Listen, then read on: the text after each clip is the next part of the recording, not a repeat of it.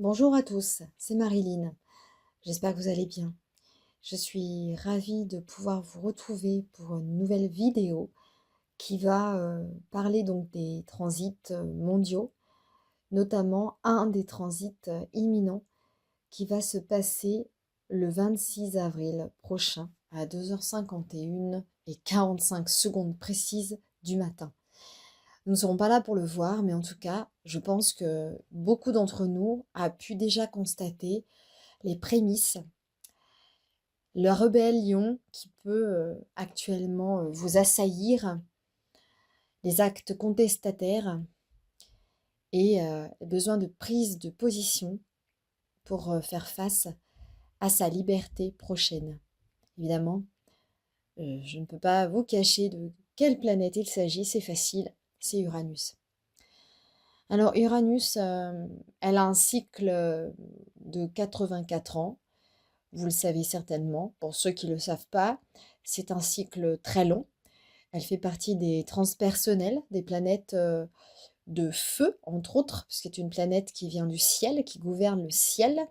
Donc le feu, la foudre, l'électricité, puisque c'est une planète gouvernée dans le signe du Verseau, des ingénieurs, des visionnaires, de la révolution, des petites gens, du collectif, des amitiés longues, des grands projets, des grandes inventions, du cinéma, du théâtre, des clowns, etc. Des marginaux, bien sûr, des SDF, voilà, toutes ces personnes qui peuvent nous inspirer comme nous faire peur. L'inconnu fait toujours peur et Uranus nous met face à l'inconnu. Elle nous met face à nos interrogations sur nos conditions de vie, le côté immatériel aussi, non conventionnel, et plein de choses. Voilà. Donc c'est une planète qui fait le tour du zodiaque, comme je vous l'ai dit, en 84 ans. On peut la vivre, cette période-là, c'est-à-dire ce retour de cycle. Ça peut être très transcendant, comme ça peut être fatal. Tout va dépendre des aspects au natal d'Uranus. Pour certains, c'est pas évident, surtout s'il y a des aspects à Vénus, des aspects à Pluton. En général, quand vous avez une planète comme Uranus qui vient en transit, bien sûr, dans un mouvement planétaire, ça peut être bref comme ça peut être long. Si c'est Vénus, c'est beaucoup plus bref. Si c'est Uranus, ça peut être plus long. Ça peut être sur 3 années au moins.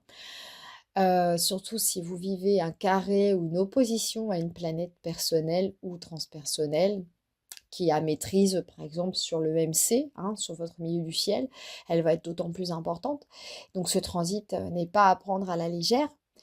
Mais ici, Uranus, quand on parle d'Uranus, on est face à de grands changements à venir. C'est inévitable. Je vous conseillerais, pour l'avoir vécu en bélier il y a très longtemps maintenant, ça y est, ça va faire déjà presque 14 ans, ouais, au moins. Elle reste 7 ans déjà dans un signe, moyennant. Bien sûr, elle va faire des rétrogradations. Donc, les moments où elle fait des rétrogradations, c'est les moments où vous pouvez souffler un peu. Vous avez un peu de répit. Parce que la planète, et au niveau de son énergie, elles sont avortées. Donc, elles sont beaucoup moins virulentes, beaucoup moins violentes. Elles sont moins dans l'attaque. Voilà. Donc vous avez un petit temps de calme, de sérénité, retrouvé, d'accalmie. Mais en règle générale, Uranus, comme c'est une planète qu'on a découverte en 1781, peu de temps avant la Révolution française, il y avait déjà quelques 7 années avant, 8 années même, déjà des prémices de grands changements historiquement parlant par rapport à la libération du peuple de la monarchie française, par exemple. Voilà. En tout cas, lorsque vous avez Uranus qui vient dans un signe, qui saute d'un signe à un autre, de la terre à l'air, déjà, vous allez bien vous rendre compte qu'il va se passer du mouvement mental dans votre vie. Vous avez déjà la tête dans les étoiles, mais vous avez encore les pieds sur terre. On peut déjà imaginer que vous avez les yeux tournés vers le ciel, vers un avenir prochain, vers une prise de liberté prochaine, des grands changements où vous ne pourrez pas résister. Alors, pourquoi je vous parlais de Vénus?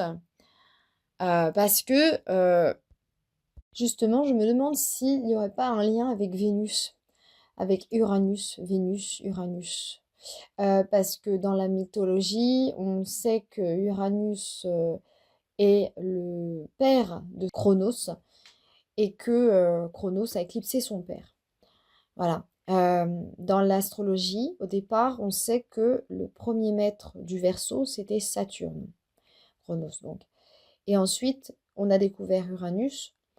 Et forcément, avec ce qui s'est passé, et vu comme c'était assez étroit, assez en correspondance, euh, on a décidé, ou ils ont décidé, les astrologues de l'époque, ou peut-être même d'autres personnes complètement indépendantes de cela, que, de toute façon, ça peut être que des astrologues, qu'est-ce que je raconte, Uranus serait donc le premier maître du Verseau. Du fait de ses ingéniosités, de ses visions, de sa manière de découvrir et d'exprimer ses opinions et de découvrir aussi qui l'on est à travers ce sens marginal et cette provocation naturelle qu'ont les Verseaux d'exprimer qui ils sont. Uranus, évidemment, la planète de la surprise, la planète de ceux qui assument qu'ils sont, et il n'y a pas de sentiments avec Uranus. Par contre, avec Vénus, il y a des sentiments. Et le sexe d'Uranus jeté à la mer aurait été justement là pour donner naissance à Vénus. D'ailleurs, vous entendez bien Uranus, Vénus, ça finit par le même syllabe. Donc, mus, donc en plus très étrange parce que théoriquement, ça peut avoir un lien avec la nudité, avec quelque chose de surprenant. Ça me fait penser, alors vous allez peut-être me dire, waouh, elle va loin, Marilyn, mais en même temps, n'oubliez pas, je suis en médiumnité astrologique. Je suis en astrologie médiumnique. Donc, ça me fait penser à Robbie Williams. Pour ceux qui ne savent pas qui c'est, n'hésitez pas à aller chercher. Ne confondez pas avec l'acteur décédé Robin Williams. C'est le comédien. Et là, on parle du chanteur de Take That, qui lui fait une carrière solo et qui a chanté entre autres Angel, etc. Enfin bref. Donc Robbie Williams, à une époque, a montré ses fesses au public. Bien sûr, je ne vais pas vous cacher de quel signe est-il. Évidemment, il est du signe du Verseau. Il est en février. Il est né en février 74. Autour du 9 à peu près, je crois. Je revérifierai. Donc, en fait, je vous parle de ça parce que pour moi, déjà, Uranus entre en Gémeaux. Donc, nous avons ici une communication. Donc, la communication peut être provocatrice, provocante, choquante aussi. Pourquoi? Là, Uranus entre dans un signe d'air, donc il va retrouver un élément qu'il connaît bien, qu'il maîtrise bien, puisque c'est la maîtrise du Verseau, comme je vous l'ai dit. Et puis, cérébralement parlant, c'est toutes les connectiques, les connexions neuronales. Donc, avec Uranus, vous êtes sous haute tension. Donc, il va y avoir des idées qui vont fuser, c'est le cas de le dire, la fusée, hein, pour pas faire de jeu de mots. La fusée qui était stationnée dans le signe du Taureau, la terre fertile du Taureau, la terre régénérante. N'oubliez pas qu'Uranus vient de la terre Gaïa, il est né de cette terre, et que avec Vénus, il fait fleurir les éléments. Et donc, il va faire fleurir les idées. Ça va être l'apothéose, un feu d'artifice. Si on peut l'imaginer, cette conjonction, d'autant plus que Uranus va rencontrer dans le signe des Gémeaux, c'est quand même assez intéressant parce que vous allez retrouver cette harmonie. Bien qu'il ait été jeté à la mer, il a donné naissance à Vénus et là, il va donner naissance à un nouveau fleurissement, à un nouvel amour. Pour des personnes qui ont des aspects dans les tout premiers degrés des camps du Gémeaux, du Verseau, du Sagittaire, du Bélier, du Lion, de la Balance. Alors ça va agir par opposition pour les Sagittaires. Donc les Sagittaires, attendez-vous à ce que vous soyez un petit peu fragmentés pendant ces 7 années. Surtout si vous avez beaucoup de planètes dans ce signe. Ça va agir par opposition. Donc ça va vous débrider, ça va vous rebeller, ça va certainement construire des choses assez hallucinantes. L'opposition est moins grave, entre guillemets, que le carré, qui est beaucoup plus violent et tranchant. Mais en tout cas, vous voyez quand même que Uranus entre à 0 degré dans le signe des Gémeaux. Il est dans la maison 4. Ça se joue en interne. Ça se joue dans votre foyer, dans votre intimité, dans votre sphère familiale. C'est très intéressant. Parce que c'est là-dedans que ça va se jouer. Et en plus, cette planète, comme je vous l'ai dit et redit, vous la voyez, elle rencontre Vénus. Donc elles vont s'allier ensemble ou elles vont se désunir. Par exemple, pour les personnes qui ont des aspects dans le premier degré du premier décan en Poisson, en Vierge, ça va agir par carré. Donc attention, parce que cette période-là risque d'être critique. Si vous avez Vénus en Poisson, si vous avez la Lune en Poisson, notamment quand même des planètes féminines dites yin, ça peut être assez chamboulé au niveau émotionnel, hein. Ça, vous allez probablement être perdu, être larmoyant, vous sentir vague à l'âme, hein. Ça peut être un petit peu difficile, mais par contre, avec Uranus, on tranche. On ne va pas tergiverser parce que il y a un moment donné, tout le travail a été fait dans le taureau, et notamment les amis taureaux se reconnaîtront. Le passage d'Uranus, d'ailleurs, n'hésitez pas à me laisser des commentaires pour mes auditeurs et auditrices. Je vous demande, si vous voulez bien, de me dire en commentaire en dessous comment vous avez perçu cette rencontre uranienne qui a duré quand même 7 ans dans votre signe, comment vous l'avez vécu, puisque le taureau est un signe quand même assez conventionnel, qui a besoin de sa sécurité, qui a besoin de fertiliser les éléments, les choses, pour pouvoir les voir grandir et vous sentir enraciné et donc bien, bien, bien protégé. La sécurité est très importante et avec Uranus, la sécurité, il n'y en a pas du tout. Voilà, donc j'aurais vraiment éventuellement savoir un petit peu comment vous l'avez vécu. Si toutefois le cœur vous en dit, n'hésitez pas. Je vous en voudrais pas s'il n'y a pas de commentaire, il n'y a pas de problème. Mais voilà, donc Gémeaux. Gémeaux, donc signe double mutable, qui annonce la fin du printemps et qui, au niveau cérébral, va agir beaucoup. Si vous avez des tendances nerveuses, bipolaires, dépressives, etc., Uranus, ça peut-être être une solution, une porte de sortie pour peut-être vous mettre au vert, vous mettre à l'écrit, en faire quelque chose de bénéfique en fait pour vous aider et vous sortir de cet endormissement que vous avez pu vivre aussi. N'oubliez pas, vous avez de la chance, vous les Gémeaux. Je vous parle beaucoup des Gémeaux là, parce que c'est le Gémeaux qui est atteint là, cette fois par une planète qui est quand même assez virulente et assez imprévisible et assez waouh. Moi j'ai juste envie de dire waouh quand on regarde Uranus, c'est une planète qui est hallucinante déjà, elle est complètement hors norme déjà de par son charisme, de par sa rotation verticale au lieu qu'elle soit horizontale. Elle s'est ramassée un coup de météorite il y a plusieurs milliers d'années, des millions même ça se trouve, et c'est comme ça, je crois qu'il y a eu des fragments, c'est comme ça qu'elle s'est retournée et qu'elle n'est jamais revenue à sa position initiale. Donc déjà rien que pour ça, elle est originale. Rien que pour ça, on peut déjà la regarder. Et puis quand on voit Vénus, c'est une œuvre d'art. Vénus, c'est vraiment la splendeur. La planète est magnifique. Par contre, il paraît que ça sent l'œuf puné sur Vénus. Donc, comme quoi, c'est c'est pas, c'est pas toujours très cool d'imaginer que tout est beau, tout est rose sur les planètes dans lesquelles on peut s'évader le temps d'un instant. Voilà. Donc en Gémeaux, évidemment, cette rencontre-là, amoureusement, je ne peux pas ne pas en parler. Vous pourriez être sujet à vivre des coups de cœur inattendus, à avoir un mariage qui s'annonce. Et oui, comme quoi, des fois, ça peut ne pas être forcément une séparation, surtout si vous avez des planètes au tout début du signe du Lion. Notamment si vous avez Mercure, Lune, Vénus, Mars aussi, ça peut être l'imprévu, ça peut être la surprise, ça peut être l'aventure. Et que, parce que là, je vous en parle, parce qu'en astrologie mondiale, en cette date-là, du 26, vous avez quand même la maison 7 qui est aspectée dans le signe du lion. Et puis, au natal, si le lion, vous avez une maison 7 et que vous avez Uranus-Vénus qui viennent transiter et faire un aspect avec notre planète, par exemple votre soleil, imaginez, vous avez le soleil à 0 degré ou 3 degrés, en lion, ou même en sagittaire, ou même en bélier, etc., en verseau, en balance, ça va vraiment agir favorablement pour vous.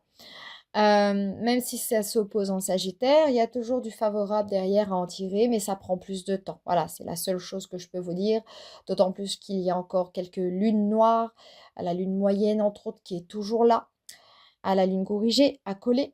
Donc, vous avez beaucoup de choses du passé à tirer au clair, à nettoyer. C'est le moment de nettoyer tout ça, de vous faire aider par des personnes justement qui peuvent résonner avec l'énergie uranienne, des personnes qui sont hors du commun, des personnes qui sortent des sentiers battus. Donc, vous pourriez vraiment avoir des moments d'intensité avec Uranus-Vénus. Ça, je parle d'intensité parce que Uranus fait un trigone à Pluton, évidemment. Donc, vous voyez bien que Uranus, évidemment, gouverne par intermédiaire indirect Pluton, puisque Pluton est chez Uranus en Verseau. Et donc, avec 5 degrés qui les séparent, le trigone est toujours appliquant. Voilà. Et vous avez bien sûr l'aspect avec Neptune, la rêverie, le monde idéal, euh, les mirages, bien sûr. Mais là, ça se fait en aspect favorable, en aspect de sextile à 60 degrés en bélier. Donc, on aspire aussi à de grands idéaux. On aspire à faire de grandes choses. On met de l'action dedans. Et hop, on y va. On utilise ces méninges avec Uranus, Vénus pour aider les autres, pour être beaucoup plus conscient de son monde, du monde qui nous entoure, mais de notre monde intérieur. Et moi, j'ai envie de vous dire, du fait que ça se passe dans la maison 4, le nadir, le fond du ciel, la fin des choses aussi. Regardez le paquet de personnes qui sont parties, qu'on a adulées, qu'on a adorées, des grands artistes. Regardez Nathalie Baye, regardez Nadia Fares, des femmes extrêmement belles, extrêmement discrètes, qui ont pourtant fait des films qui ont fonctionné à merveille. Voilà, je pourrais en parler. De toute façon, ne vous inquiétez pas, je ferai prochainement. Alors, je ne peux pas la faire là tout de suite parce que pour moi, la plus urgente, c'est quand même de parler de ce transit-là. Je fais aussi des playlists, donc n'hésitez pas à regarder les playlists et notamment les transits 2026. D'ailleurs, ceux de 2025 résonnent avec ceux de 2026, puisqu'en 2025, nous avions déjà eu un premier jet uranien dans le signe double des Gémeaux. Et n'hésitez pas d'ailleurs à la regarder, cette vidéo, vous pourrez en dire des nouvelles. Et donc, voilà, donc toutes ces personnes issues du cinéma, je vous l'ai dit au début de cette vidéo, que Uranus gouvernait aussi les 7e arts, le théâtre, tout ce qui est comédie, tout ce qui est télévision, etc. Donc, vous avez jamais autant vu ou entendu de personnes décédées aussi vite depuis ce début d'année.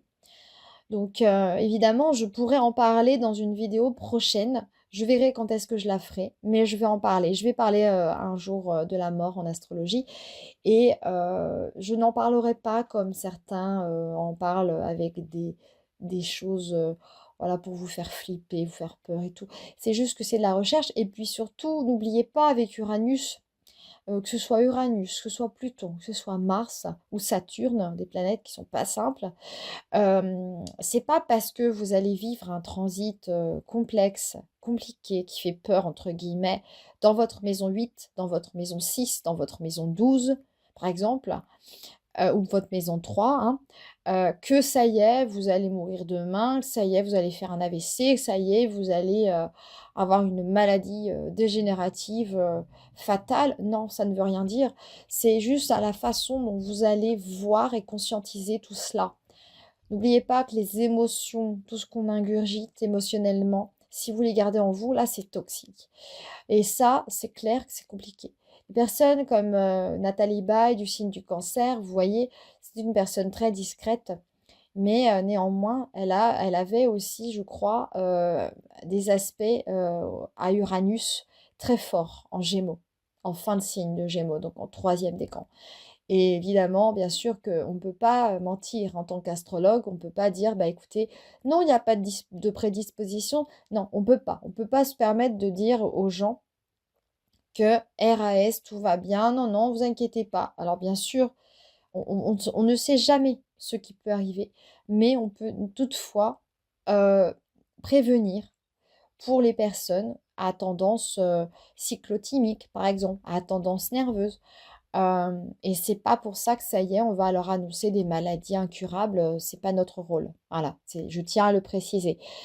Mais on ne peut pas nier qu'il y a quand même des prédispositions, comme certaines personnes peuvent avoir des prédispositions avec de grands talents de peintre. C'est pas pour ça qu'elle va devenir peintre. Voilà, vous voyez ce que je veux dire?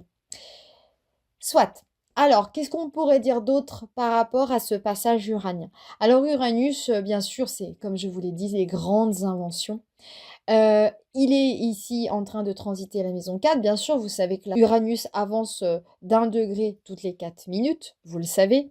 Ou peut-être que vous ne le savez pas, mais en tout cas, l'ascendant avance très très vite. C'est pour ça que quand on est, c'est très important de demander précisément l'heure de naissance pour être certain que le degré soit vraiment pile poil, hein, au plus précis.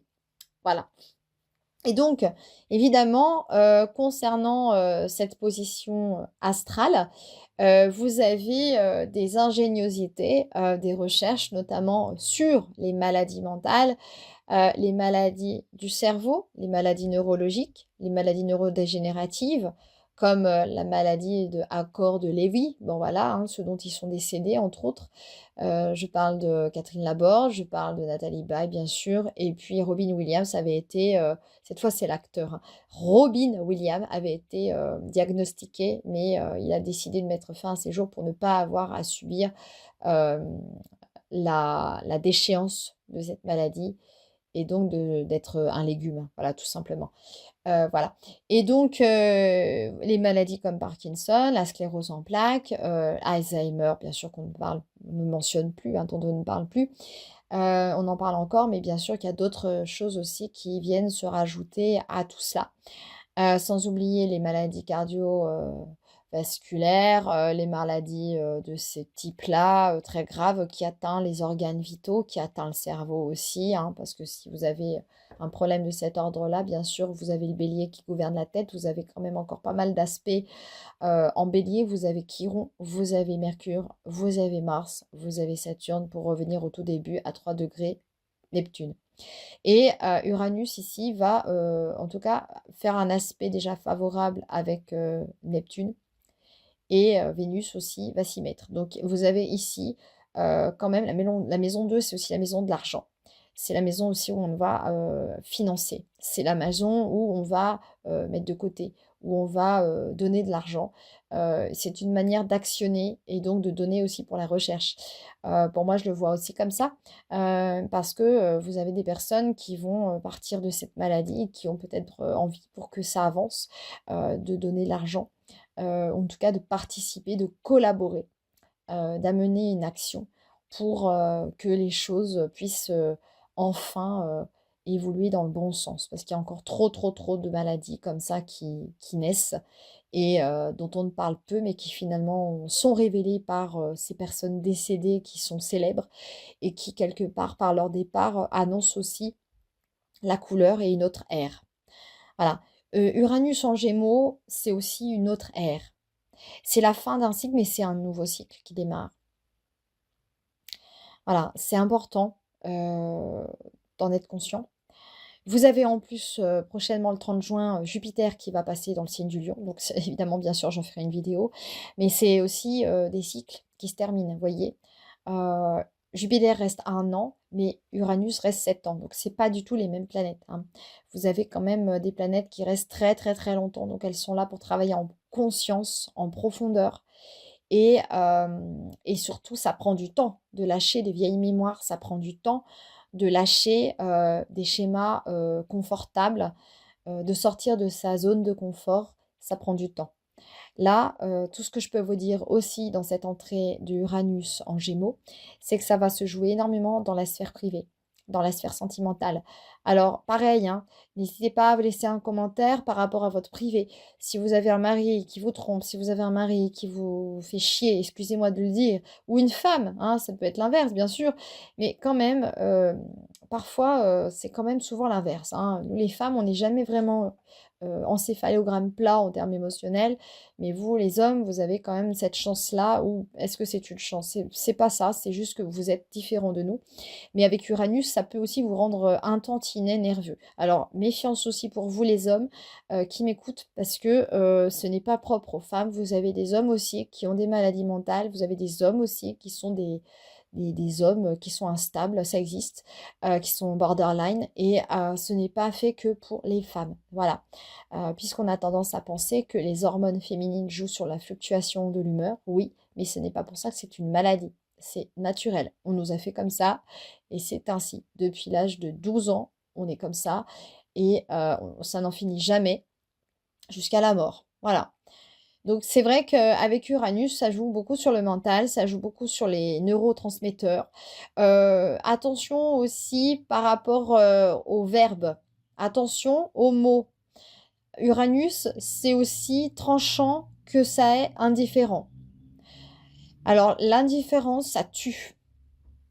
Alors je suis pas là pour faire la morale. Je l'explique parce que c'est la nature uranienne. Et n'oubliez pas, Saturne était le premier maître du Verseau. Donc ils ont des correspondances, dénuées de sentiments et d'émotions, tous les deux. C'est pas une Lune ou Vénus, c'est pas Neptune non plus. On n'est pas du tout dans les mêmes caractéristiques, je vais y arriver, les mêmes caractéristiques, ça y est, c'est bon. Vous pourriez avoir aussi des fois des mots qui butent, ce qui arrive aussi avec Uranus, surtout en Gémeaux. Donc voilà, vous pourriez aussi parfois vous sentir un peu contraint à subir des fois des injustices. Alors évidemment, Uranus, il est là pour défendre la cause des peuples, voilà, mineurs, des pauvres gens et tout, des pauvres et des personnes qui sont dans le voilà, dans le besoin. Vénus encore plus, puisque Vénus est quand même celle du sentiment. Mais la justice, c'est surtout Jupiter. Mais quand il va arriver en Lion, vous allez voir, hein, ça va faire quelque chose là, hein. Déjà, je pense qu'ils seront harmoniques tous les deux, donc déjà heureusement, parce que là, c'est pas facile avec Jupiter. Mais actuellement, en astrologie mondiale, on vit pas mal d'injustices. Des injustices, ça vient jusque dans les foyers. Donc c'est pour ça que je vous dis ça. Oui, alors pourquoi je vous dis ça? Bien évidemment parce que vous avez Uranus conjoint Vénus, comme je vous en ai parlé lors de cet événement-là. Mais vous avez surtout la Lune qui est en Vierge à 29. Je dis qu'elle est alors, en fait, c'est comme si elle était en Vierge. Elle est en Lion avec 53 secondes, mais elle se trouve à 29 degrés et 53 secondes. Donc, elle est déjà presque dans la Vierge. Elle est inévitablement déjà en train de passer le pied à la porte de la Vierge mutable. Et donc, cette Vierge, elle symbolise quoi? La pensée, évidemment, bien sûr. Les intestins, elle gouverne la rate, elle gouverne évidemment tout ce qui est anxiogène, tout ce qui est quotidien, tout ce qui est santé. Et du coup, bien sûr, évidemment, la Lune. La Lune en Lion, elle est plutôt volcanique. Elle est très émotionnelle dans le sens où elle est dans la possession de vouloir se faire aimer. Elle a besoin de sentir des émotions fortes. Et puis, en Vierge, vous avez une lune cérébralement très nerveuse, hein. vous avez une lune qui peut être cérébrale, canalisée, mais ça va dépendre encore une fois des aspects. Et là, comme cette lune va entrer et est déjà en application en carré avec Uranus, parce qu'elle est à 20 degrés, 29 degrés pardon, et 0 degré pour Uranus. Et vous avez cette lune qui se trouve aussi au carré de Vénus. Donc, c'est pas facile à gérer. Donc, attention, hein, les vierges, premier décan, les lions, dernier décan, troisième décan, vous êtes vraiment à cheval. Hein, vous êtes vraiment à cheval avec la lune. Et surtout, si vous avez des planètes ici, dans ce signe entre la fin du signe, troisième décan du lion et premier décan de la Vierge. Voilà, vous risquez d'être impacté les premiers. Et pareil pour les Verseaux poissons. Hein. Troisième décan Verseau, premier décan poisson. Ça va agir par carré. Par contre, pour les autres, bon, premier décan bélier, fin de décan, troisième décan poisson, c'est OK. Pour les scorpions, c'est pareil. Hein, ça va agir aussi en opposition, mais par rapport à... Vous avez quand même le soutien de Jupiter quand même, hein, les scorpions, poissons. Vous avez voilà, le soutien de Jupiter. Vous avez aussi taureau, vierge, soutien de Jupiter aussi. Et puis... les poissons, bah, évidemment, vous en avez eu tout un lot, mais pour vous, ça va vous calmer un petit peu. On va vous foutre la paix là pendant un petit moment, bien que vous ayez le nœud nord et le nœud sud qui s'opposent aussi certainement à des planètes en poisson. Mais voilà, vous avez quand même des choses à régler et on est en train de, voilà, vous êtes en train de passer une phase un peu plus favorable que vous ne l'avez pas eu. Voilà. Mais bon, toutefois, méfiance parce que vous avez Uranus, Vénus et voilà, premier décan poisson, vous n'êtes pas encore sorti de l'auberge, mais vous avez, comme je vous l'ai dit, soutien de Jupiter à 18 degrés pour presque fin du deuxième décan. Voilà. Sinon, bah, écoutez, oui, sur les avancées de santé, je pense que déjà, ça va être quelque chose d'assez événementiel. Il y aura forcément de la recherche en 7 ans sur les maladies, comme je vous l'ai dit. Et puis, sur aussi les relations entre les uns et les autres, hein, sur les relations amicales, sur tout ça, vous allez probablement perdre des amitiés comme vous allez en gagner des nouvelles. Des personnes qui seront plus en adéquation avec vous, avec votre tissu actuel. Parce que n'oubliez pas que pour ceux qui sont en évolution, ceux qui sont en conscience, en thérapie, en travail sur eux-mêmes, ça passe ou ça casse, voilà, avec Uranus. Hein. Il y a un moment, vous ne pourrez plus reculer. Il est clair que vous ne pourrez plus faire marche arrière. C'est-à-dire que là, ça y est, Uranus en taureau, c'est fini. Hein. Ça sera fini. Hein. Là, à l'heure où je fais ma vidéo, Uranus est encore en taureau. Elle est à 29 degrés et quelques. Mais vous avez quand même voilà, le 26 avril, hein, donc dans une semaine, presque dans une semaine, hein, voilà, cette planète transpersonnelle qui va révolutionner son monde et donc votre monde aussi. Voilà, ça va impacter sur la longueur. Les personnes entre 42 et 44 ans, même à peu près, vous allez vivre même 45. Ah oui, 40, même, ouh là là, oui, oui, oui, oui. 44, 40, ouais, au moins jusqu'à l'âge 47. Ouais, ça doit être ça, à peu près 3 ans. Oui, vous allez vivre l'opposition uranienne. Eh oui, ouais, je le sais parce que je vais le vivre. Voilà, donc ça y est. Vous avez en règle générale Uranus qui se trouve à peu près dans ces eaux-là. Et vous avez des personnes aussi qui sont encore en plein dedans. Hein. Si vous avez Uranus à 0 degré en Sagittaire, vous allez faire la moitié du cycle. Vous allez vivre la moitié du cycle uranien. Donc ça sera peut-être pas évident, mais il faut déjà avoir compris comment ça fonctionne, l'opposition. Parce que vous risquez peut-être de vous fatiguer inlassablement. Prenez vraiment soin de votre tête, de votre cerveau. Faites attention. Prenez soin à ne pas vous fatiguer inutilement. Mais quand je vous dis fatiguer, c'est vraiment le pétage de câble. On pète le fusible, on pète les plombs. Et les plombs, c'est l'électricité avec Uranus. Hein. Donc, il y a peut-être une façon pour vous qui va se faire, c'est dans l'affirmation de vous-même, dans, la manière dont vous allez, véhiculer vos idées, que vous allez plus supporter d'être restreint, d'être limité. Uranus, c'est vraiment, l'ouverture pour tout, et s'il y a des limitations, c'est pas possible, c'est plus possible, c'est la rébellion assurée, c'est, le pétage de câble, c'est, la rébellion, vraiment assurée.